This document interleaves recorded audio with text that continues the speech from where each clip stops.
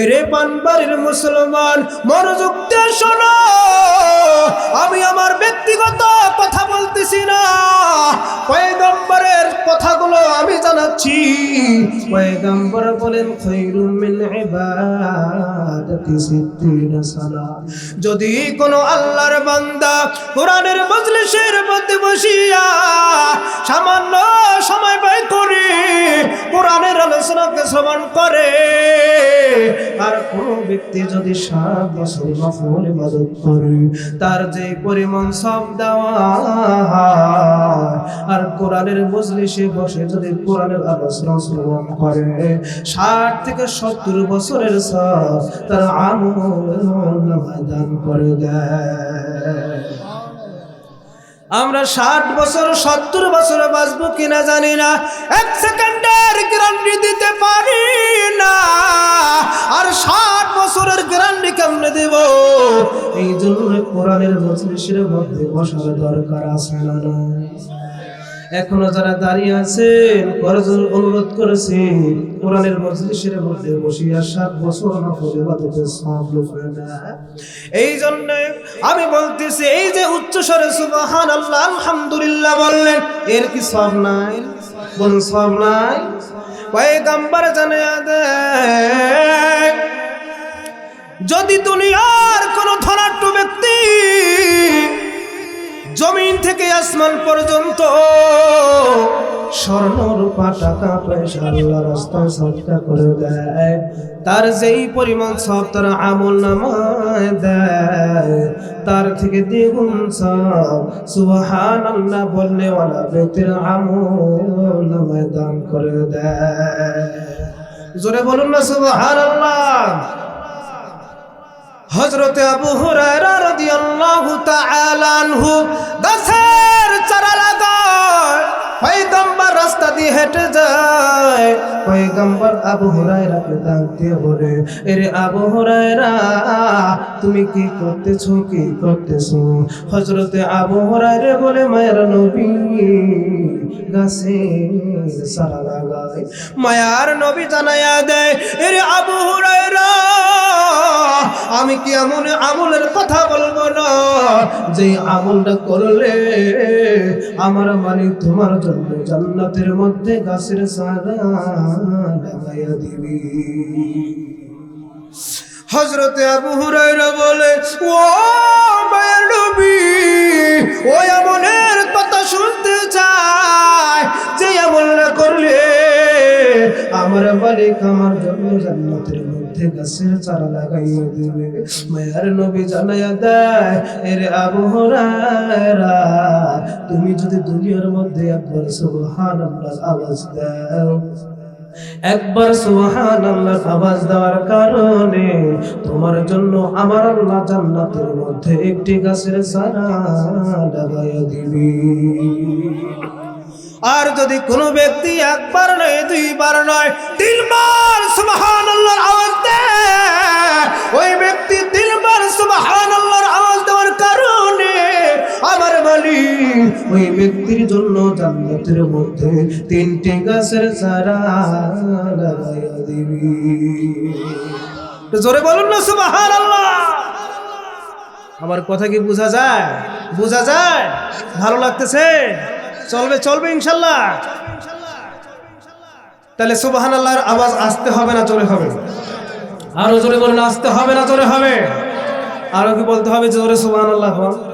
হ্যাঁ, আপনারা এই জন্য আমি ফজিলতটা আগে বললাম যেন আর দ্বিতীয়বার বলতে না হয়। আপনারা বক্তার সাথে যদি কথোপকথন করেন তাহলে বক্তাও সুন্দর সুন্দর কথাগুলো আপনাদেরকে উপহার দেবে, ঠিক কিনা? এই জন্য আপনারা বক্তার সাথে কথা বলবেন, পারবেন তো ইনশাআল্লাহ? আমি সূচনা লগ্নে বলেছিলাম এই মজলিসটা হলো কোরআনের মজলিস। বলুন কিসের মজলিস? এই মজলিসের মধ্যে বসে কিভাবে কেমনে এই কোরআনের কথাগুলো শ্রবণ করতে হবে এই কথা আল্লাহ জানাইয়া দিয়েছেন কিনা বলুন? সূরাতুল আরাফের 204 নম্বর আয়াতে জানাইয়া দেয়। বলুন তো কত নম্বর আয়াত?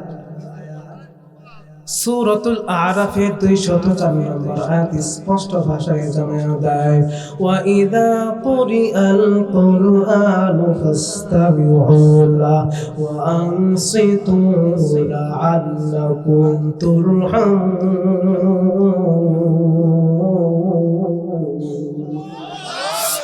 আল্লাহ রাব্বুল আলামিন জানায়া দেয়, এরে বান্দারা শোন, যদি তোমাদের সামনে কোরআনের আলোচনা করা হয়, তোমরা কেমনে আলোচনাগুলো শ্রবণ করবা? দুইটা জিনিস মেনে মেনে কোরআনের আলোচনাকে শ্রবণ করবা। একটু উচ্চ আওয়াজে বলুন তো কয়টা জিনিস? আরো জোরে বলতে হবে কয়টা জিনিস? এক নাম্বার আল্লাহ বলেন ফাসতামিউ লাহু, এরে বান্দা তোমাদের সামনে যদি আমার কোরআনের আলোচনা করা হয়, প্রথম নাম্বার হইল তোমরা মনোযোগের সহিত কোরআনের আলোচনা শ্রবণ করবা, মনোনিবেশের সহিত কোরআনের আলোচনাকে শ্রবণ করবা, এদিক ওদিক তাকাবা না, একদম মনোযোগের সহিত কোরআনের আলোচনাকে শ্রবণ করবা। এক নাম্বার পয়েন্ট বিন্দু। দুই নাম্বার হইল ওয়াংসিতু, দুই নাম্বার হইল আমার কোরআনের আলোচনাকে তোমরা নিস্তব্ধ হয়ে শ্রবণ করবা, চুপ থেকে শ্রবণ করবা, কোনো কথাবার্তা বলবা না, কোনো প্রকার আলোচনা করবা না। এক নাম্বার হইল মনোযোগ, দুই নাম্বার হইল নিস্তব্ধ হয়ে। এই দুইটা জিনিস মেনে যদি কোনো ব্যক্তি কোরআনের আলোচনাকে শ্রবণ করে, আল্লাহ জানায়া দেয় লাআল্লাকুম তুরহামুন। এই দুইটা জিনিস মেনে মেনে যদি কোনো বান্দা কোরআনের আলোচনা শুনে রে, আল্লাহ বলেন আমি আল্লাহর পক্ষ থেকে তাদের প্রতি রহমত নাযিল হয়ে যাবে। তাহলে আমরা আল্লাহর রহমত চাই কি চাই না? চাই কি চাই না? আল্লাহ কেন সৃষ্টি করলেন, কি জন্য সৃষ্টি করলেন, উদ্দেশ্য আছে না নাই? জোরে বলুন আছে? আছে না? এই যে মাহফিলটা দিলেন, কর্তৃপক্ষের উদ্দেশ্য আছে না? এই যে মাইক ভাইয়েরা মাইক ভাড়া দিলেন, তাদের কি উদ্দেশ্য আছে না? আছে না নাই? তো আল্লাহ যে আমাদেরকে বানাইলেন, আল্লাহর কি উদ্দেশ্য নাই? নেবে কিনা? আল্লাহ বলেন পবিত্র কোরআনের সূরাতুল মুমিনুনের 115 নম্বর আয়াতে জানায়া যায়, বলুন তো কত নম্বর আয়াত? সূরাতুল মুমিনুনের 115 নম্বর আয়াত স্পষ্ট ভাষায় আল্লাহ বলে, আফা হাসিবাতুম আন্নামা খালাকনাকুম আবাসা, এরে বান্দা তোমরা কি মনে করেছো আমি আল্লাহ তোমাদেরকে অনর্থক সৃষ্টি করেছি? এরে বান্দা তোমাদেরকে আমি অনর্থক সৃষ্টি করি নাই, তাহলে কেন সৃষ্টি করেছেন? আল্লাহর কাছে প্রশ্ন। আল্লাহ রাব্বুল আলামিন এই কথাটার উত্তর সূরাতুজ জারিআতের 56 নম্বর আয়াতে জানায়া দেয়। আল্লাহ বলেন ওয়ামা খালাকতুল জিন্না ওয়াল ইনসা ইল্লা লিয়া'বুদুন, মা খালাকতুল জিন্না ওয়াল ইনসা বিখা জুজু ইবাদত নিসতে মাকসুদ আয-যাত। আল্লাহ বলেন রে বান্দা, এর বান্দা আমি তোমাদেরকে অনর্থক সৃষ্টি করি নাই। আল্লাহ বলেন আমি আল্লাহ তোমাদেরকে আমি একমাত্র শুধুমাত্র কেবলমাত্র আমি আল্লাহর ইবাদত করার জন্য সৃষ্টি করেছি। একটু উচ্চ স্বরে বলুন তো ইবাদত হবে কার? এই কথাটা সূরাতুল বাকারার 21 নম্বর আয়াতে বলেন, বলুন তো কত নম্বর আয়াত? প্রত্যেকটা কথায় কোরআন আয়াত থাকবে ইনশাআল্লাহ। আপনারা তো এমনই আলোচনা চেয়েছিলেন তাই না? একটা তাহলে মনোযোগ দিতে হবে, মনোযোগ না দিলে বুঝবেন না, বক্তা করে দিন গালি দেবেন, এই কি আলোচনা করবেন। যদি মনোযোগ দেন তাহলে বুঝবেন এই কথাগুলো। আমরা মনোযোগ দিতে রাজি আছি না ইনশাআল্লাহ? আল্লাহ রাব্বুল আলামিন সূরাতুল বাকারার 21 নম্বর আয়াতে জানায়া দেয়, ইয়া আইয়ুহান নাসু উবুদু রাব্বাকুম। আল্লাহ বলেন ও মানুষ সকল উবুদু জমা হাজিরে সিগা আদেশ সূচক ক্রিয়া আল্লাহ আদেশ করেছেন উবুদু তোমরা ইবাদত করো রব্বাকুম তোমাদের রবের ইবাদত করো একমাত্র ইবাদত হবে আমার রবের একটু জোরে উচ্চ স্বরে বলুন তো ইবাদত হবে কার আল্লাহর ইবাদত হবে আল্লাহ ছাড়া কারো ইবাদত করা যাবে না আল্লাহ ছাড়া কারো দাসত্ব করা যাবে না কারণ আমার আল্লাহর ইবাদত করার জন্য আমাদেরকে সৃষ্টি করেছেন যেমন মাইকওয়ালা মাইক বানাইছে আওয়াজ দেওয়ার জন্য ওই মাইকটা যদি আওয়াজ না দেয় পরের দিন ওই মাইককে ময়লা টিলার মধ্যে ফালাইয়া দেবে ঠিক কিনা ওই বাতিওয়ালা বাতি বানাইছে আলো দেওয়ার জন্য এরে পালমারের মুসলমান ওই বাতি যদি আলো না দেয় ওই বাতিকে কিন্তু বাতিওয়ালা রাখবে না তেমনি ভাবে আল্লাহ আমাদেরকে ইবাদত করার জন্য সৃষ্টি করেছে সেই রবের যদি ইবাদত না করি আমার আল্লাহ লাথি মেরে জাহান্নামের মধ্যে ফালায় দিবেন কথা বলুন ঠিক কিনা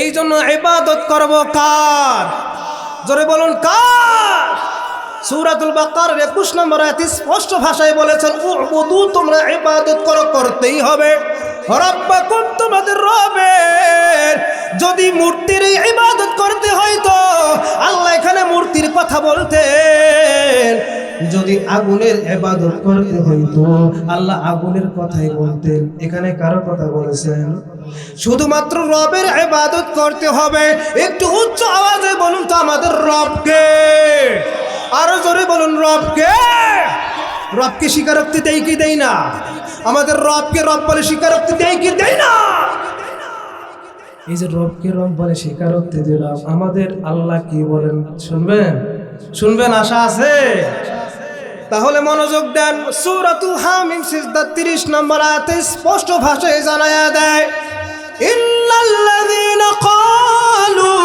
রাব্বুনাল্লাহ নিশ্চয় যারা বলে আমার রব আল্লাহ একটু জোরে বলুন তো আমাদের রব কি নিশ্চয় যারা বলে আমাদের রব আল্লাহ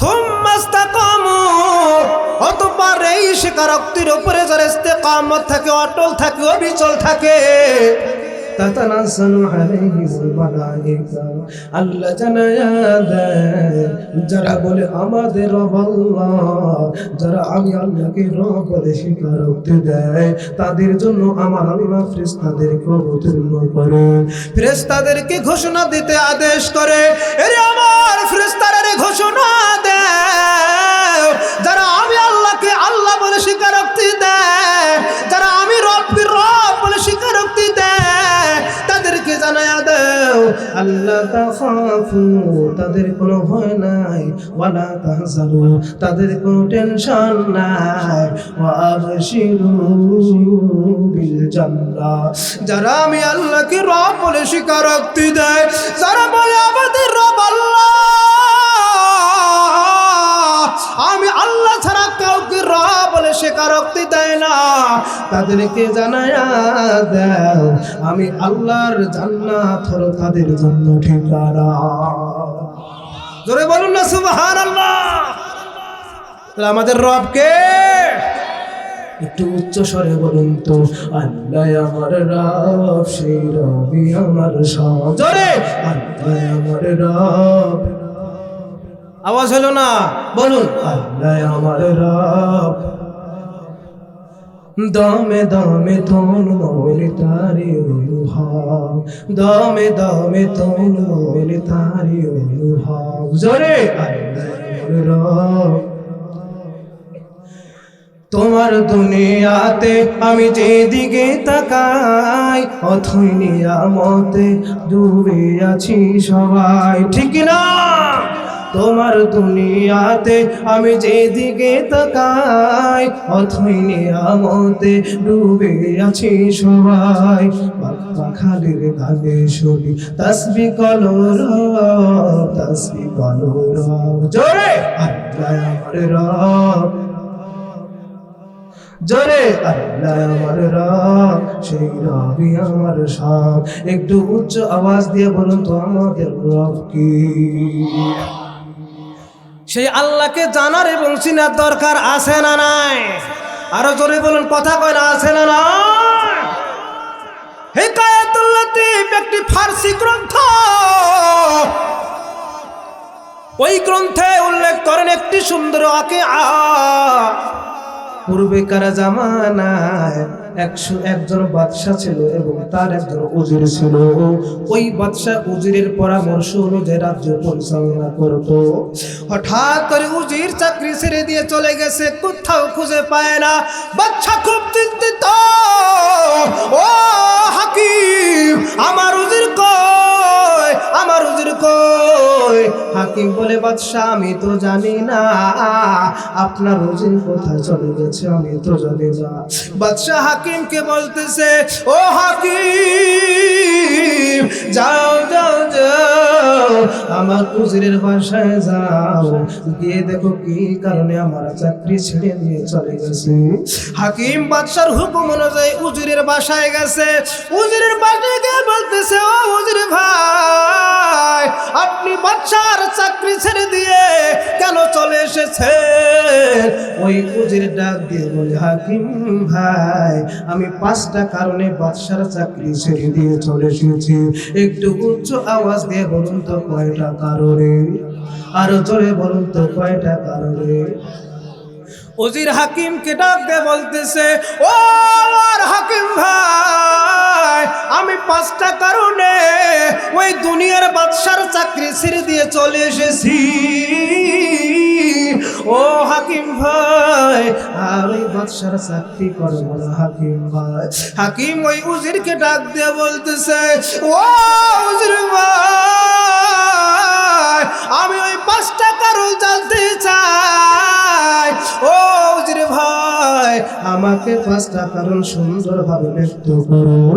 উজির হাকিমকে ডাক দিয়ে বলতেছে, ও হাকিম ভাই, আপনি যদি 5টা কারণ শুনতে চান তাহলে মনোযোগ দিয়ে শ্রবণ করুন।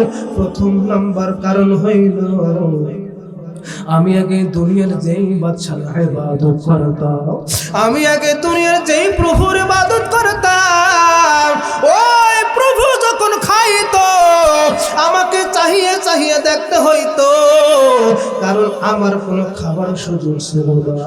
ওই বাদশা খাওয়ার পরে যখন ঝুটা খাবারগুলো রাখতো, ওই ঝুটা খাবারগুলো আমাকে খাইতে হইতো।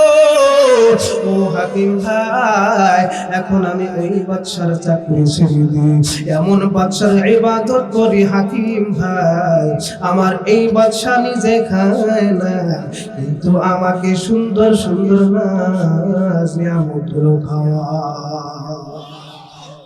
জোরে বলুন তো আমার আল্লাহ কি খায়? জোরে বলুন, আমার আল্লাহ কি খায়? এমন আল্লাহ পাইলাম ও পানবাড়ির মুসলমান, এমন আল্লাহ পাইলাম নিজে খাই না, কিন্তু আমাদেরকে সুন্দর সুন্দর নাজ নিয়ামতগুলো খাওয়ায়। ও পানবাড়ির মুসলমান, চিন্তা করে দেখো, এমন দার আল্লাহ পাইলাম, এমন মায়ার আল্লাহ পাইলাম, যিনি নিজে খায় না কিন্তু আমাদেরকে খাওয়ার জন্য পৃথিবীতে অগণিত নাজ নিয়ামত সৃষ্টি করেছেন। চিৎকার দিয়ে বলুন না সুবহানাল্লাহ। ওই হাকিম ভাই উজিরকে ডাক দিয়ে বলতেছে, ও উজির ভাই, প্রথম কারণ তো শুনলাম, এখন দ্বিতীয় নাম্বার কারণ জানায়া দেন। উজির ডাক দিয়ে বলতেছে, হাকিম ভাই, 2 নাম্বার কারণ হইল, আমি আগে দুনিয়ার যেই বাদশার ইবাদত করতাম, উনি যখন ঘুমাইতো আমি চাহিয়ে চাহিয়ে পাহারাদারি করতাম, আমার ঘুমের কোনো সুযোগ ছিল না। আমার দুনিয়ার বাদশা যখন ঘুমাইতো, ও হাকিম ভাই, আমি তার পাহারাদারি করতাম, যেন কোন দুনিয়ার শত্রুরা ওই বাদশাকে ক্ষতি পৌঁছাইতে না পারে। ও হাকিম ভাই, এখন আমি এমন প্রভুর ইবাদতে নিয়োজিত হয়েছি, আমার এই প্রভু নিজে ঘুমায় না, কিন্তু আমি ঘুমাইলে আমার নিজেই উনি পাহারাদারি করে চিৎকার দিয়ে বলুন না সুবহানাল্লাহ। একটু জোরে বলুন তো, আমাদের আল্লাহ কি ঘুমায়? আল্লাহ বলেন লা তাখুযুহু সিনাতু ওয়ালা নাওম। ও দুনিয়ার মানুষেরা রে, আমি আল্লাহর ঘুম তো দূরের কথা, আমি আল্লাহর তন্দ্রাও নাই, ঝিমানিও নাই। আমি আল্লাহ যদি ঘুমায় যায় তাহলে পৃথিবীটা নিমেষেই ধ্বংস হয়ে যাবে। এই জন্য আমি আল্লাহ ঘুমাই না রে বান্দা। যদি আমি আল্লাহ ঘুমায় যাই তাহলে তোমাদেরকে হঠাৎ কোনো মাখলুকাত ক্ষতি পৌঁছে যেতে পারে। এই জন্য আমি ঘুমাই না। আমি ঘুমাইলে তো সঙ্গে সঙ্গে সব কিছু ধ্বংস হয়ে যাবে। এই জন্য আমি আল্লাহর ঘুম নাই। আল্লাহ বলেন ঘুম তো দূরের কথা, আমি আল্লাহর ঝিমানি তন্দ্রাও নাই। ও হাকিম ভাই, এই জন্য ওই দুনিয়ার বাদশার ইবাদত করি না, কারণ দুনিয়ার বাদশার ইবাদত করতে হলে ওই বাদশা যখন ঘুমায় আমাকে তার পাহারাদারি করতে হয়। কিন্তু এখন আমি ওই দুনিয়ার বাদশার ইবাদত ছেড়ে দিয়ে এখন এমন প্রভুর ইবাদত করি। আমার এই প্রভু নিজে ঘুমায় না, কিন্তু আমি ঘুমাইলে তাহার ফেরেশতাদের মধ্যে আমার পাহারাদারি করে। বলুন সুবহানাল্লাহ। 3 নাম্বার কারণ জানায়া দেয়, ওই হাকিম ডাক দিয়ে বলে হুজুর ভাই 3 নাম্বার কারণ জানতে চাই।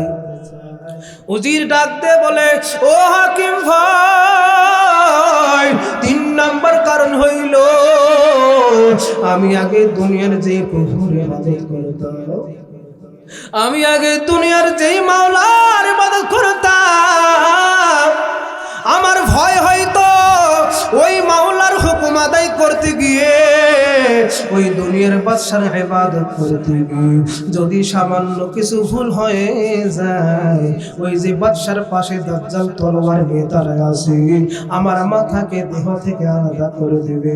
আমার ভয় হয়তো আমাকে কখন জানি আমার ভুলের কারণে কতল করে ফেলে। ও হাকিম ভাই, আমার ভয় হয়তো আমাকে আমার ভুলের কারণে কখন জানি তলোয়ার দিয়ে কতল করে ফেলে। কিন্তু এখন আমি ওই দুনিয়ার বাদশার ইবাদত ছেড়ে দিয়ে এখন আমি আমার মাওলার ইবাদত করি রে।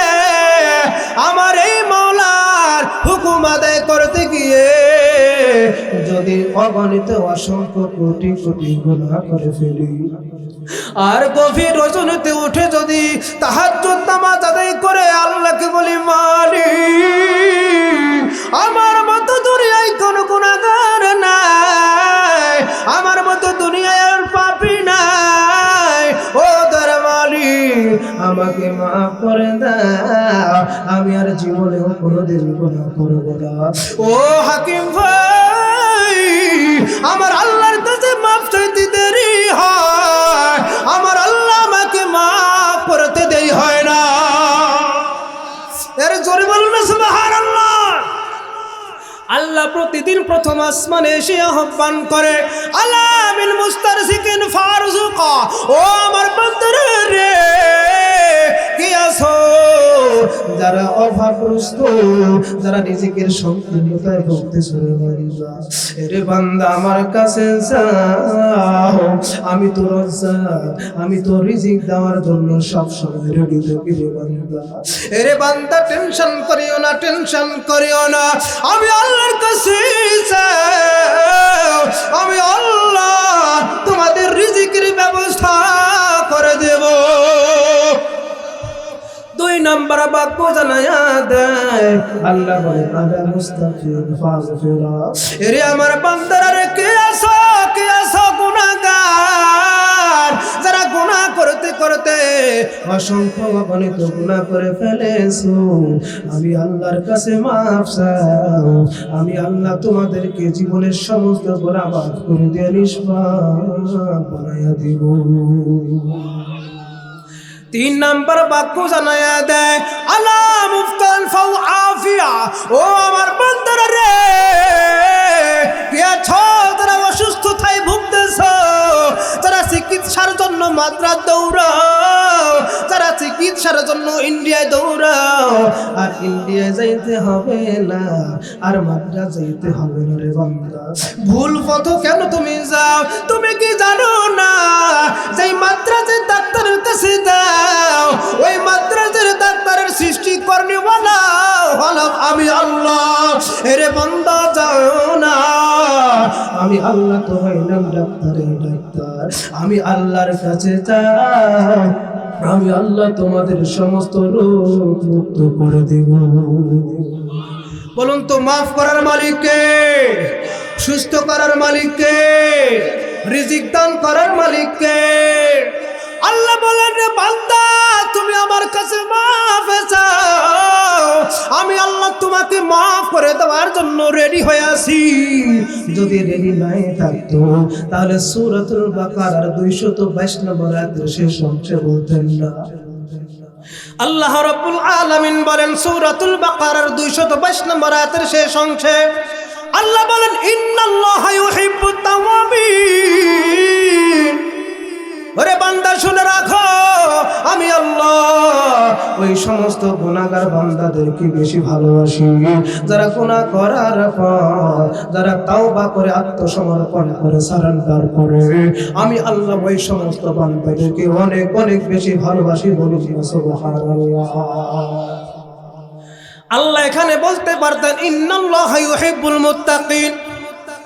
এরে বান্দা, আমি আল্লাহ মুত্তাকিনদেরকে বেশি ভালোবাসি। আল্লাহ বলতে পারতেন ইন্নাল্লাহা ইউহিব্বুল মুমিনিন, আল্লাহ মুমিনদেরকে বেশি ভালোবাসে। আল্লাহ এমনটা বলেন না, আল্লাহ বলেছেন ইন্নাল্লাহা ইউহিব্বুত তাওয়াবিন, আমি আল্লাহ তাওবাকারীদেরকে অনেক বেশি ভালোবাসি। বলুন না সুবহানাল্লাহ। চিৎকার দিয়ে বলুন না সুবহানাল্লাহ। এই জন্য আল্লাহ গুনাহগারদেরকে বেশি ভালোবাসেন মুত্তাকিনদের চেয়ে, মুমিনদের চেয়ে। কারণ হইল পথ ভোলা মানুষ যদি ফিরে আসে, যেমন বাবা মা খুশি হয় তার থেকে হাজার কোটি গুণ যখন কোনো পথ ভোলা বান্দা গুনাহ করতে করতে অগণিত অসংখ্য গুনাহ করে ফেলে, আবার যখন বোঝা আসে আল্লাহ ছাড়া তো কেউ নাই, আল্লাহ ছাড়া তো মাফ করার মতো কেউ নাই, আল্লাহ ছাড়া তো বাঁচার কেউ নাই, আল্লাহ ছাড়া কোথাও রেহাই পাওয়া যাবে না, এই সব কিছু মনে করে যখন আল্লাহর কাছে ফিরে আসে, আমার আল্লাহ মুত্তাকিন এবং মুমিনদের চেয়ে ওই তওবাকারী বান্দার উপর অনেক বেশি খুশি হয়। বলুন না সুবহানাল্লাহ। এই জন্য আমার আল্লাহ সূরাতুল জুমারের 53 নম্বর আয়াতে জানায়া দেয়, একটু উচ্চ স্বরে বলুন তো কত নম্বর আয়াত? সূরাতুল জুমারের 53 নম্বর আয়াতে জানায়া দেয়, কি জানায়া দেয়? আমার আল্লাহ বলেন, কুল ইয়া ইবাদিয়াল্লাযীনা আসরাফু আলা আনফুসিহিম, ও আমার নবী, আমার এই সমস্ত বান্দাদেরকে জানায়া দেন, আসরাফু আলা আনফুসিহিম, যারা গুনাহ করতে করতে অসংখ্য অগণিত গুনাহ করে ফেলেছে, লা তাকনাতু মির রাহমাতিল্লাহ, তাদেরকে জানায়া দাও তারা যেন আমি আল্লাহর রহমত থেকে নৈরাশ না হয়। বলুন না সুবহানাল্লাহ। এখানে আল্লাহ এই নিসবতি ব্যবহার করেছেন। আপনাদের গ্রামের বিজ্ঞ আলেম মাওলানা হাফিজুর রহমান ভাই, আমরা একসাথে লেখাপড়া করেছি। আপনাদের গ্রামের গর্বিত সন্তান, মাদ্রাসার সবচেয়ে মেহনতি ছাত্র ছিল হাফিজুর রহমান ভাই। আমি গ্যারান্টি দিয়ে বলতে পারি সবচেয়ে মেহনতি ছাত্র ছিল হাফিজুর রহমান ভাই। এত মেহনত করতেন, রাত 12টার আগে ঘুমাইতেন না। অনেকে বিরক্ত হইতো, এত পড়া বলে পড়তে তো আসছি, বাবা মাকে ছেড়ে আসছি, পড়ালেখা করতেই হবে, ঠিক কিনা? উনি বলতে পারবেন এই নিসবতি ব্যবহার হয় কোন জায়গায়? এই নিসবতি ব্যবহার হয় যখন কোনো জিনিসকে নিজের দিকে নিসবত করে। যেরকম এই প্লেটটা প্লেটটা হলো আমার, আমি যদি বলি আমার প্লেট তাহলে এই নিসবতি ব্যবহার হইবে। এই জন্য আল্লাহ বলেছেন ইয়া ইবাদি, হে আমার বান্দারা। এখানে আল্লাহ বলতে পারতেন ইয়া ইবাদুন, হে বান্দারা, কিন্তু এমন ভাবে বলেন না। আল্লাহ আদর দিয়ে মহব্বত করে বলেছেন ইয়া ইবাদি, হে আমার বান্দারা। চিৎকার দিয়ে বলুন আল্লাহু আকবার। যেমন গ্রামের ছেলেরা খেলাধুলা করে মাঠের মধ্যে, যখন সূর্যটা ডুবে ডুবা হয় ওই সময় বাসা থেকে মা বাবা আসে, মা বাবা এসে বলে এই সন্তান অমুকের, অমুক সন্তান অমুকের, কিন্তু এই ছেলেটা হইল আমার। বলো ঠিক কিনা? কারণ হইল তার সন্তান মায়া আছে, মহাব্বত আছে বলে আমার সন্তান। আমার আল্লাহ এমন মায়া দিয়ে বলতেছে রে বান্দা, তোমরা কারো বান্দা না, তোমরা শুধু আমি আল্লাহর বান্দা। তোমরা এই জন্য নৈরাশ হও না, গুনাহ করেছো নৈরাশ হও না, মনে করিও না যে আমি আল্লাহ মাফ করবো না রে বান্দা। এরে বান্দা, আমি আল্লাহর কাছে মাফ চাও, মাফ চাইতে দেরি হবে, কিন্তু আমি আল্লাহ মাফ করতে দেরি হবে না। তাহলে মাফ চাবো কার কাছে? জোরে বলুন কার কাছে? দৃষ্টান্ত দিলেই বুঝতে পারবেন মুসলমান। হযরতে মুসা আলাইহিস সালাতু ওয়াস সালাম, মুসা আলাইহিস সালাতু ওয়াস সালামের দরবারে একজন অপরিচিত মহিলা এসে কান্না করতেছে। মুসা আলাইহিস সালাতু ওয়াস সালাম জিজ্ঞাসা করে, এরে আল্লাহর বান্দী, কেন কান্না করো? ওই মহিলা বলে, আমি জীবনে দুইটা বড় বড় গুনাহ করেছি, এই দুইটা বড় বড় গুনার কারণে আমি কান্না করতেছি। বলে এমন কি গুনাহ করে ফেলেছো যার কারণে এত কান্না করতে হবে? মনোযোগ দিবেন।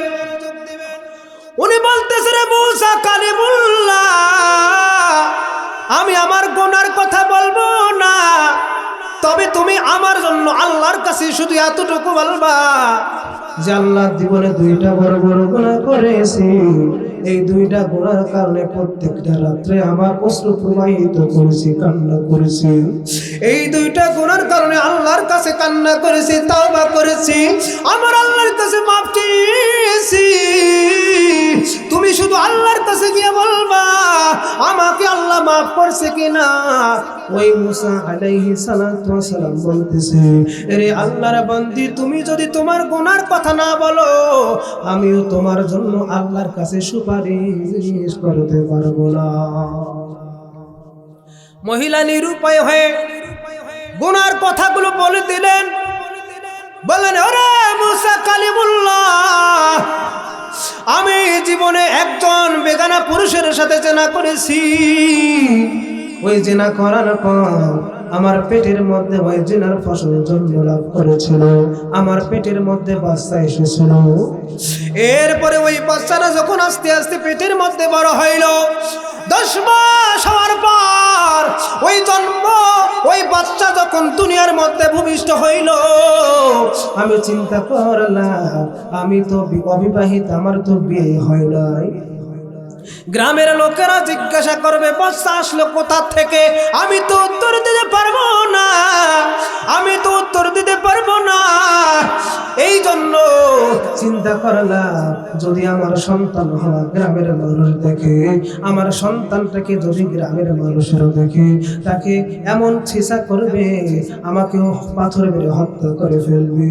এই ভয়ে, এই চিন্তা করে, এই ভাবনা করে আমি আমার ওই সন্তানটাকেও আমার 2 হাত দিয়ে গলা টিপে মেরে ফেললাম। এই জন্য আমি এখন আফসোস করতেছি, হায় হায় হায়, জীবনে এত বড় বড় গুনাহ করে ফেলেছি। একই তো জিনা করলাম, আর দ্বিতীয় হইল মানুষকে হত্যা করলাম, তো আবার নিজের সন্তানকে হত্যা করলাম নিজের হাত দিয়ে। আমার আল্লাহ হয়তো আমাকে মাফ করবে না। এই জন্য আমি প্রতিদিন আল্লাহর কাছে তওবা করে বলি, ও মালিক, আমার মতো দুনিয়ায় কোনো গুনাহগার নাই, নাই, ও মালিক আমাকে মাফ করে দাও। ও মুসা তুমি এই গুনাহগুলোর কথা আমার আল্লাহকে বলবা, আল্লাহ আমাকে মাফ করেছে কিনা শুধু জেনে আল্লাহ। মুসা আলাইহিস সালাতু ওয়াস সালাম এই কথা শোনার পর বলল, আরে আল্লাহর বান্দি দূর হয়ে যাও, এখানে আর এক সেকেন্ডও থাকবা না, সঙ্গে সঙ্গে দূর হয়ে যাও। ওই মহিলার সঙ্গে সঙ্গে বের হয়ে আসলো। চিন্তা করতেছে আল্লাহ, বড় আশা নিয়ে, বড় ভরসা নিয়ে, বড় আকাঙ্ক্ষা নিয়ে তোমার নবীর কাছে গেলাম, তোমার নবী আমাকে ভাগাইয়া দিয়েছে, তোমার নবী আমাকে ভাগাইয়া দিয়েছে। আমার গুনার কথা শুনে তোমার নবীও তার দরবারে এক সেকেন্ডেও রাখে না। ও মালিক, আমি এমন গুনাহ করেছি, আমি জানি হয়তো তুমিও মাফ করবা না, তবুও তোমার কাছে ফরিয়াদ জানাই, কারণ তুমি ছাড়া তো আমার আর কেউ নেই গো আল্লাহ।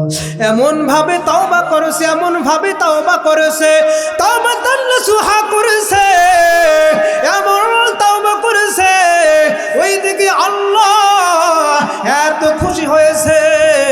জিবরাইল আলাইহিস সালাতু ওয়াস সালামকে বলতেছে, আরে জিবরাইল যাও যাও আমার মুসা নবীর কাছে যাও, মুসা আলাইহিস সালাতু ওয়াস সালামের কাছে যাও।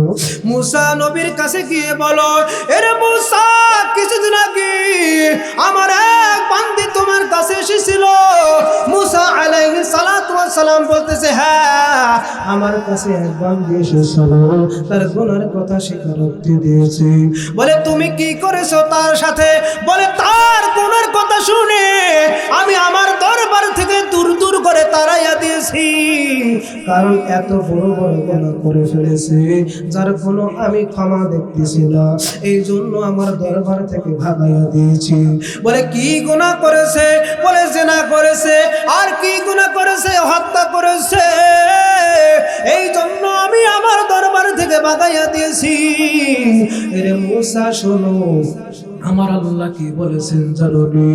বলে তুমি যে দুইটা গুনার কারণে ভাগাইয়া দিয়েছো, যেই মহিলাকে কিছুদিন পূর্বে ভাগাইয়া দিয়েছো, ওই মহিলা আল্লাহর কাছে এমন তওবা করেছে, আমার আল্লাহ খুশি হয়ে তাকে নিষ্পাপ বানাইয়া দিয়েছি। জোরে বলুন না সুবহানাল্লাহ। বলুন তো মাফ করার মালিক কে? আরো জোরে বলুন মাফ করার মালিক কে? আল্লাহ বলেন সূরাতুল ফুরকানের ৭০ নম্বর আয়াত, আল্লাহ বলেন ইল্লা মান তাবা, যদি কোনো গুনাহগার গুনাহ করার পর ৩টা কাজ করে, একটু চিৎকার দিয়ে বলুন তো কয়টা কাজ? ১ নাম্বার হইল মান তাবা, যদি কোনো গুনাহগার বান্দা এবং প্রতিশ্রুতি দেয় আর কোনোদিন গুনাহ করবে না।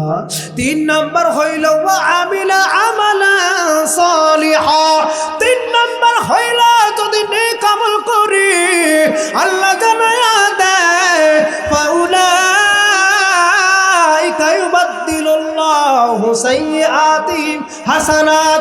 আল্লাহ বলেন রে বান্দা, যদি কোনো গুনাহগার বান্দা, যদি কোনো গুনাহগার বান্দি গুনাহ করার পরে ৩টা কাজ করে, ১ নাম্বার হইল তাওবা, ২ নাম্বার হইল ঈমান, ৩ নাম্বার হইল নেক আমল। এই ৩টা কাজ যদি কোনো গুনাহগার বান্দা করতে পারে, সে যত বড় খাট্টা গুনাহগার হোক না কেন, আল্লাহ বলেন আমি আল্লাহ ওই বান্দাকে মাফ করে দিয়ে নিষ্পাপ বানায়া দিব। একটু চিৎকার দিয়ে বলুন সুবহানাল্লাহ। আল্লাহ বলেন রে পানবাড়ির মুসলমান, শুধু মাফ করে দিয়ে ক্ষান্ত হব না, আল্লাহ বলেন ফাউলাইকা ইউবাদদিলুল্লাহ বাদদালা ইউবাদদিলু তাবদিলান ফাহুয়া মুবাদদিলুন, পরিবর্তন করা। আল্লাহ বলেন শুধু মাফ করে দিয়ে ক্ষান্ত হব না, আমি আল্লাহ মাফ তো করে দিব, মাফ করে দেওয়ার পর তার গুনার জায়গাগুলো নেকির তারা পরিবর্তন করে দেব। চিৎকার দিয়ে বলুন না সুবহানাল্লাহ। গুনাহ তো মাফ করে দিবেন, কিন্তু গুনাহ মাফ করার পরে যে ফাঁকা জায়গা থাকবে, এই ফাঁকা জায়গাগুলো আল্লাহ এত দয়াবান, আল্লাহ নেকির দ্বারা পরিবর্তন করে দিবেন। বলুন না সুবহানাল্লাহ। তাহলে মাফ চাবো কার কাছে? জোরে বলুন, কার কাছে? আল্লাহর কাছে মাফ চাও। আল্লাহ ছাড়া আমাদের কেউ মাফ করার আছে? বলুন, কেউ আছে? আল্লাহ ছাড়া মাফ করার মতো কেউ নাই। এই জন্য আল্লাহ ডাকে সাড়া দিতে হবে। আল্লাহ নিজে আহ্বান করে, কিন্তু আমরা ঘুমাই, আমাদের কোনো অনুশোচনাই নাই। আল্লাহ ডাকতেছে। আল্লাহ বলে, রে পানবাড়ির মুসলমান, আমি আল্লাহ ফজরের সময় ডাকি, রে বান্দা আমার কাছে আয়, বান্দা তোমরা সাড়া দাও না। আমি জোহরের সময় ডাকি, রে বান্দা তোমরা জোহরের সময় সাড়া দাও না। আসরের সময় ডাকি, রে বান্দা আয়, আসরের সময় তোমরা সাড়া দাও না রে বান্দা। আমি মাগরিবের সময় আহ্বান করি, রে বান্দা আসরের সময় সাড়া দাও না, মাগরিবের সময় সাড়া দাও না, এশার সময় আমি আহ্বান করি, রে বান্দা, রে বান্দা আর ভুলে থেকো না, আইসার সময় তো আমার কাছে আসো না। আল্লাহ বলে, রে বান্দা আমি তবু আলো বাতাস বন্ধ করি নাই, আমি আল্লাহ তবু তোমাদের দেখার শক্তি বন্ধ করি নাই, আমি আল্লাহ তবু তোমার কথা বলার শক্তি বন্ধ করে দেই না রে বান্দা। রে বান্দা তোমরা যখন তোমাদের মাকে মা বলে ডাক দাও, তোমাদের মায়ের কলিজা ঠান্ডা হয়। তোমাদের বাবাকে বাবা বলে যদি ডেকে দাও, তোমার বাবার কলিজা ঠান্ডা হয়। তোমার স্ত্রীকে যদি স্ত্রী বলে ডাক দাও, বিবি বলে ডাক দাও, তোমার বিবির কলিজা ঠান্ডা হয়। রে বান্দা আমি আল্লাহকে আল্লাহ বলে যদি ডাক দাও, আমি আল্লাহর কুদরতে কলিজা ঠান্ডা হয়ে যায়। জোরে বলুন না আল্লাহ, আরো চিৎকার দিয়ে বলুন, জবান খুলে বলুন আল্লাহ। আমাদের ডাক শোনার মালিক কে? বলুন, আমাদেরকে মাফ করার মালিক কে? আল্লাহ। আল্লাহ ছাড়া আমাদের কেউ নাই। এই জন্য আল্লাহকে চিনতে হবে, জানতে হবে কোরআনের মাধ্যমে। আমরা তো চিনতে পারি না। আমাদের যাদের সন্তানাদি আছে, এই সন্তানাদিকে মাদ্রাসায় দিয়ে আল্লাহকে চিনাইতে পারবো তো ইনশাআল্লাহ। আমাদের নেক সন্তান যদি পৃথিবীতে রেখে যাইতে পারি, তাহলে মৃত্যুর পরেও সব পাবো কি পাবো না? জোরে বলেন, পাবো কি পাবো না? পয়গম্বর বলেছেন, ইদা মাতাল ইনসান ইনকাতা আমালুহু, যখন কোনো মানুষ মারা যায় তখন তার প্রত্যেকটা আমলের দরজা বন্ধ হয়ে যায়, আর কোনো আমল করার সুযোগ থাকে না। নামাজ পড়ার কোনো সুযোগ থাকে না, ইবাদত করার কোনো সুযোগ থাকে না, তাসবিহ তাহমিদ পড়ার কোনো সুযোগ থাকে না, দান সদকা করার কোনো সুযোগ থাকে না। কোন বান্দা যখন মারা যায় তার প্রত্যেকটা আমলের দরজা বন্ধ হয়ে যায়, ইল্লা মিন সালাত, তবে তিনটি আমলের দরজা শুধু বাকি থাকে।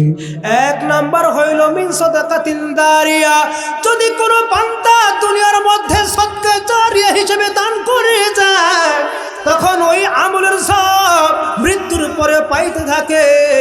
দুই নাম্বার হইল আল ইলমিন ইয়ানতাফাউ বিহি, দুই নাম্বার হইল ওই ইলম, যে ইলম দুনিয়ার মধ্যে কাউকে শিক্ষা দেয়, ওই শিক্ষা অনুযায়ী, ওই ইলম অনুযায়ী যদি আমল করে, ওই ছাত্র যতদিন পর্যন্ত ইলম অনুযায়ী আমল করবে, তার 1% সওয়াব তার শিক্ষক মারা গেল সওয়াব পাইতে থাকবে। বলুন সুবহানাল্লাহ। তিন নাম্বার হইল আওলাদিন সালেহ, যার জন্য বলছিলাম ওই নেক সন্তান, যে নেক সন্তানকে পৃথিবীতে রেখে যাবে, ওই সন্তান যদি আমল করে, তার বাবা মা যদি মারা যায়, মারা যাওয়ার পরেও তার সন্তানের আমলের সওয়াব পাইতে থাকবে। জোরে বলুন না সুবহানাল্লাহ। এই জন্য সন্তানদেরকে কোরআনের ইলম শিক্ষা দেওয়ার দরকার আছে না নাই? একটু চিৎকার দিয়ে বলুন, আছে না নাই? আমি তো ইলম শিখি নাই, আমার সন্তানটাকে যদি বড় আলেম বানায়, আমার সন্তানটাকে যদি কোরআনের হাফেজ বানায়, এই সন্তানের ওসিলা করে হলেও আমার আল্লাহ জান্নাত দিতে পারে কি পারে না? জোরে বলুন তো, পারে কি পারে না? একটু দৃষ্টান্ত দিলেই বুঝতে পারবেন। তাফসিরে কাবীর ইমাম ফখরুদ্দিন রাজি রহমাতুল্লাহি আলাইহি একটি সুন্দর ঘটনা উল্লেখ করেন। মুসা আলাইহিস সালাতু ওয়াস সালাম দিনের দাওয়াত দেওয়ার জন্য এক গ্রামে যাচ্ছে। ওই গ্রামে যাওয়ার সময় রাস্তার পাশে দেখে একটি কবরের মধ্যে আযাব হচ্ছে, আযাব হচ্ছে, এমন আযাব যে আযাব সহ্য করতে পারছে না। যে আযাবের কারণে ওই মুর্দা বলতেছে, মালিক, ও মালিক, আর তোমার এই আযাব সহ্য করতে পারছি না, ও মালিক আমাকে মাফ করে দাও, আমাকে আযাব থেকে তুমি মাফ করে দাও। এই আযাব দেখে মুসা আলাইহিস সালাতু ওয়াস সালাম আল্লাহকে বলতেছে, ও দর মালিক, ও দর মালিক, এই কবরস্থ ব্যক্তির আযাব হচ্ছে আল্লাহ, আমি তো সহ্য করতে পারছি না গো আল্লাহ। ও দর মালিক, এই ব্যক্তির কবরের আযাব মাফ করে দাও। ও মালিক, আমি ফরিয়াদ জানাই, আমি সুপারিশ করতেছি, এই কবরের ব্যক্তির আযাব তুমি মাফ করে দাও। আল্লাহ বলতেছে, রে মুসা, তোমার উদ্দেশ্য কি? তুমি যেখানে যাচ্ছ সেখানে যাও, তোমার দোয়া কবুল হবে না, কারণ এই ব্যক্তি অনেক বড় পাপী, অনেক বড় পাপী, এর কোনো পাপের সীমা নয়, এই জন্য তার আযাব বরাদ্দ হয়েছে, আযাব দিব, তোমার দোয়া কবুল হবে না, তুমি যেখানে যাচ্ছ সেখানে যেতেই থাকো। মুসা আলাইহিস সালাতু ওয়াস সালাম নৈরাশ হয়ে গেল।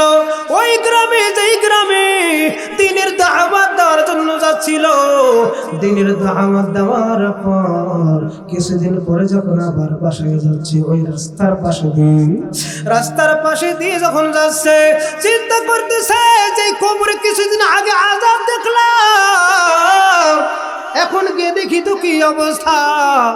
এরপরে যখন ওই কবরের পাশে গেছে, কবরের পাশে গিয়ে মুরাকাবায় বসে গেছে, দেখতেছে যে কবরে কিছুদিন আগে আযাব হওয়া দেখেছিল, সেই কবরটা দেখে জান্নাতের বাগান বানায়া দিয়েছে। বলুন না সুবহানাল্লাহ। আমার আল্লাহকে ডাক দিয়ে বলতেছে, ও দর মালিক, কিছুদিন আগে দেখলাম এমন আযাব হচ্ছে, যে আযাব সহ্য করতে না পেরে তোমার কাছে ফরিয়াদ জানাইছি। ও দর মালিক, তুমি তো আমার দোয়া কবুল করো নাই গো মালিক। ও মালিক, কি কারণে আর এখন আযাব হচ্ছে না, আযাব বন্ধ করে দিয়েছো? ও দর মালিক, কি কারণে আযাব বন্ধ করে দিয়েছো? কি কারণে এই কবরটা তুমি জান্নাতের বাগান বানায়া দিয়েছো?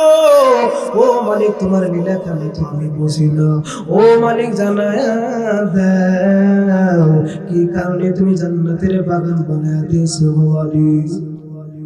আমার আল্লাহ মুসা আলাইহিস সালাতু ওয়াস সালামকে বলে, ও আমার নবী মুসা, তুমি তো জানো না এই ব্যক্তি মৃত্যু হওয়ার পূর্বে তার সন্তান তার স্ত্রীর গর্ভে রেখে গেছিল, তার স্ত্রীকে মারার পূর্বে, মৃত্যু হওয়ার পূর্বে, মৃত্যুবরণ করার পূর্বে ওসিয়ত করেছিল, ও বিবি আমার, আমি যদি মারা যাই, আমার সন্তানটাকে তুমি কোরআনের হাফেজ বানায়া দিও, আমার সন্তানটাকে তুমি কোরআনের হাফেজা বানায়।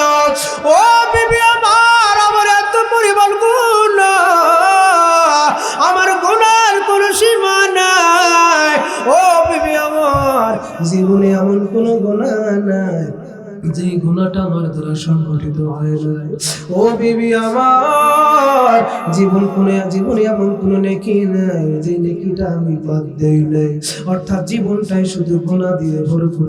বিবি, আমি তো জানি আমি মারা গেলে আমার জন্য জাহান্নাম। ও বিবি আমার, পরিশেষে তোমার কাছে ফরিয়াদ, তোমার কাছে ওসিয়ত, এই গর্ভের সন্তানটা যখন ভূমিষ্ঠ হইবে, জন্ম লাভ করবে, আমার এই সন্তানটাকে তুমি মাদ্রাসায় দিয়ে কোরআনের হাফেজা বানায়া দেবা। এই কথা বলে এই ওসিয়ত করে সে মারা গেছে। ও মুসা শোনো শোনো, ওই ব্যক্তি যখন মারা গেছে আর ওই সন্তান যখন তার স্ত্রীর গর্ভ থেকে ভূমিষ্ঠ হয়েছে, এরপরে যখন আস্তে আস্তে বড় হয়েছে, বুঝমান হয়েছে, ওই স্ত্রী ওই মহিলা তার স্বামীর ওসিয়ত অনুযায়ী তার সন্তানটাকে মাদ্রাসায় ভর্তি করায়া দিয়েছে।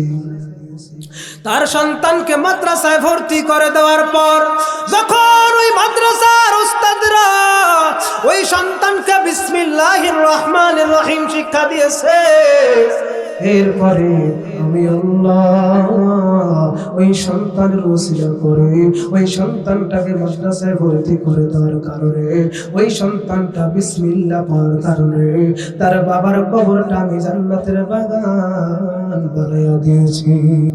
করবে কেমন করে ধ্বংস আগুনের তেজ, করবে কেমন করে ধ্বংস আগুনের তেজ, আছে বিশ্ব ভাষা ভরা লক্ষ লক্ষ কোরআনের হাফেজ, ঠিক না? তারা ছাপি আসমানি গ্রন্থ, ছাপি আসমানি গ্রন্থ, বাঁচাবে ইসলামের মান, তোর বিশ্ব থেকে হারাবে না পবিত্র কোরআন, ঠিক না? যদি পৃথিবী থেকে কোরআনকে ধ্বংস করতে চায় পাবে। এই যে আমাদের মাদ্রাসা, যেই মাদ্রাসার উদ্যোগে আজকের এই তাফসীরুল কোরআন মাহফিল, পানবাড়ি স্থানীয়টার ইসলাহুল নিসা মহিলা মাদ্রাসা, যেই মাদ্রাসার মধ্যে আমাদের সন্তানদেরকে মেয়েদেরকে হাফেজা বানানো হয়, তাদের সিনার মধ্যে 30 পারা কোরআন ধারণ করে, সিনার মধ্যে 30 পারা কোরআন মুখস্থ করে ধারণ করে, আর কেউ যদি এই কোরআন পুরাইয়াও ফেলে তাদের সিনার মধ্যে থেকে কি বাইর করতে পারবে? বলুন পারবে? কোরআন তো একটা কাগজের কিতাব, কিন্তু আসল তো সিনের মধ্যে, ঠিক কিনা? বলুন ঠিক কিনা? এই জন্য আল্লাহ বলেছেন সূরাতুল হিজরের 9 নম্বর আয়াতে, ইন্না নাহনু নাযালনা যিকরা ওয়া ইন্না লাহু লাহাফিজুন। হে মানুষ সকল শুনে রাখো, আমার এই পবিত্র কোরআনকে দিলাম তোমাদের জন্য, আর কোন ব্যক্তি যদি ধ্বংস করতে চায় সে নিশ্চিত সে ধ্বংস হয়ে যাবে, কিন্তু আমার কোরআনকে ধ্বংস করতে পারবে না, ঠিক কিনা? কোরআনকে ধ্বংস করতে পারবে কে? এই জন্য কোরআনের হেফাজতের দায়িত্ব নিয়েছেন কে? আল্লাহ। এই কোরআন পাঠ করলে সওয়াব আছে না নাই? বলুন আছে না নাই? পয়গম্বর বলেন, عن عبد الله بن مسعود رضي الله تعالى عنه قال قال رسول الله صلى الله عليه وسلم من قرأ حرفا من كتاب الله فله حسنة। পয়গম্বর জানায়া দেয়, যদি কোনো আল্লাহর বান্দা এবং বান্দি কোরআন থেকে একটা হরফ পাঠ করে, আমার আল্লাহ তাকে 10 নেকি দান করে। বলুন সুবহানাল্লাহ।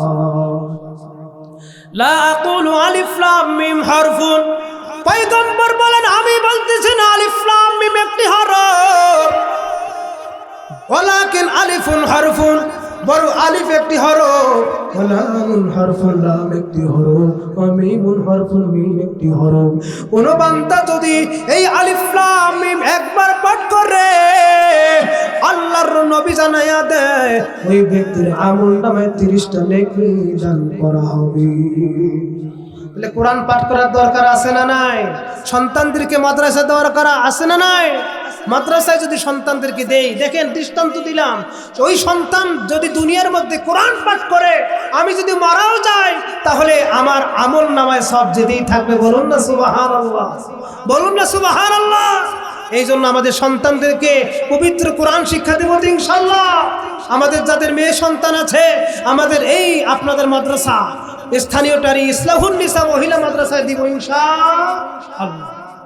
কারণ মহিলা মা বোনেরা, আমাদের প্রত্যেকটা মেয়ে আমাদের জন্য জান্নাত। কখন জান্নাত হবে? যখন আমার ওই মেয়েকে কোরআনের শিক্ষায় শিক্ষিত করব, যখন ওই মেয়েটাকে আদর্শ শিক্ষা দেব, ছেলেদেরকে? এটা তো মাশাআল্লাহ, বলুন না মাশাআল্লাহ, আলহামদুলিল্লাহ বলুন। আপনাদের এখানে কিন্ডারগার্টেনও আছে, যেখানে বাংলা, ইংরেজি, অঙ্ক, আরবি সহ জেনারেলের সমন্বয়ে কোরআন শিক্ষা দেওয়া হয়, বলুন না আলহামদুলিল্লাহ। তাহলে আর স্কুলে যাইতে হচ্ছে না।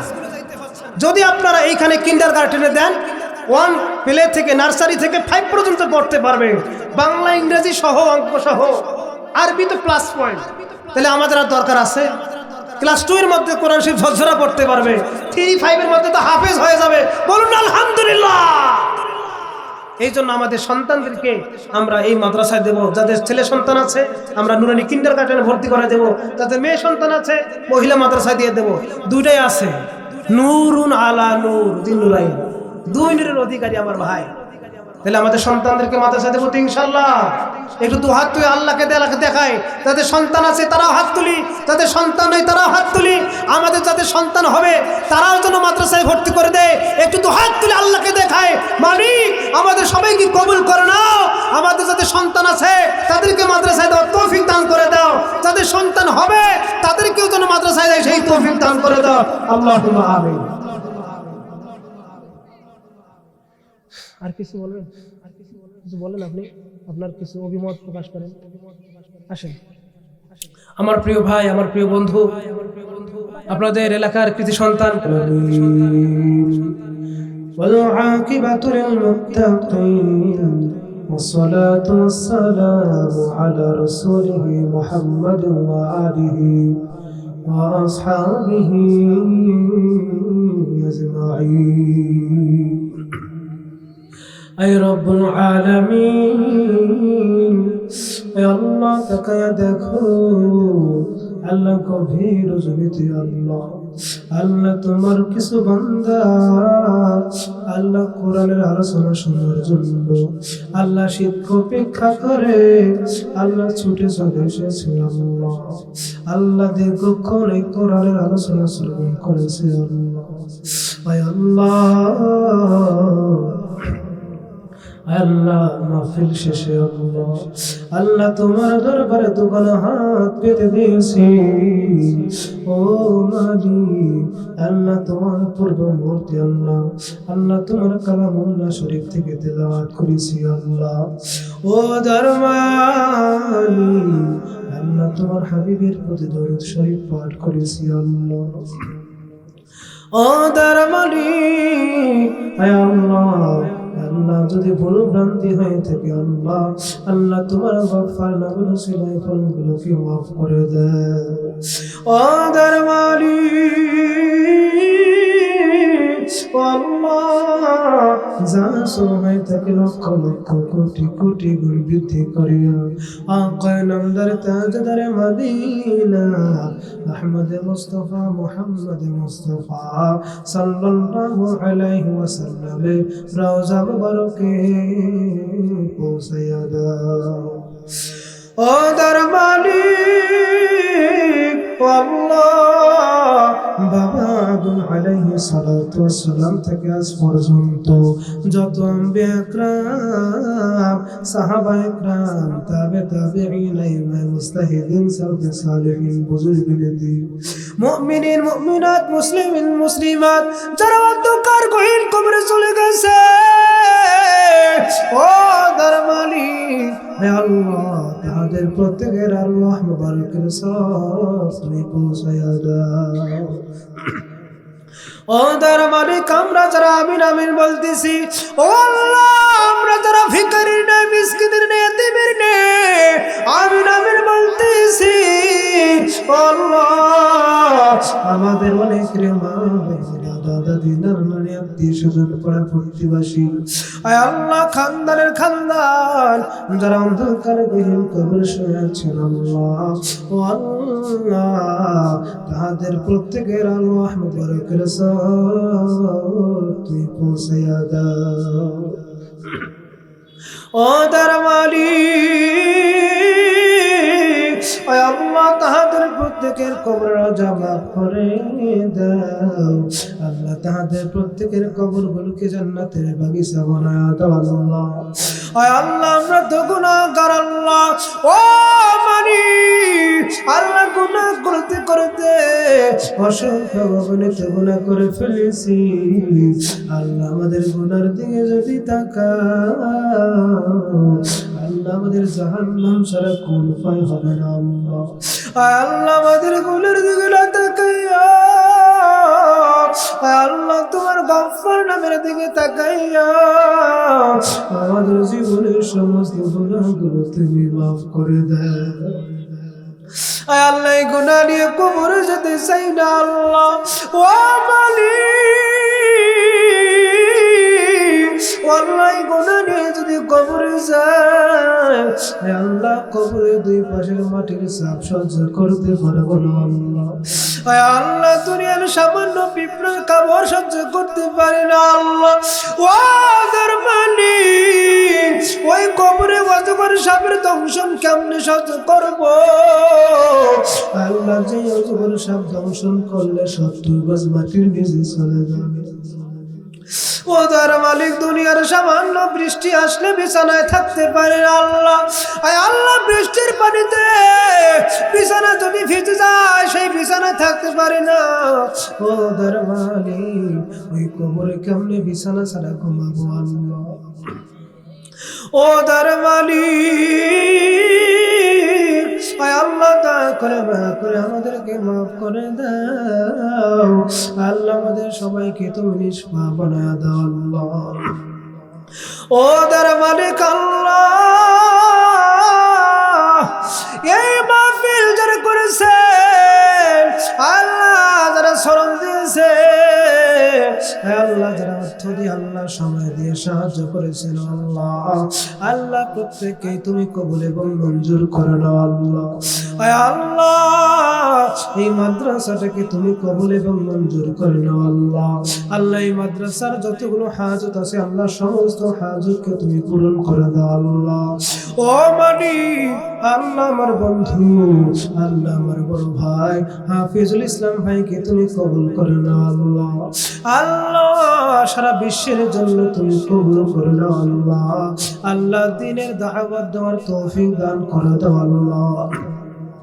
আয় রব্বুল আলামিন,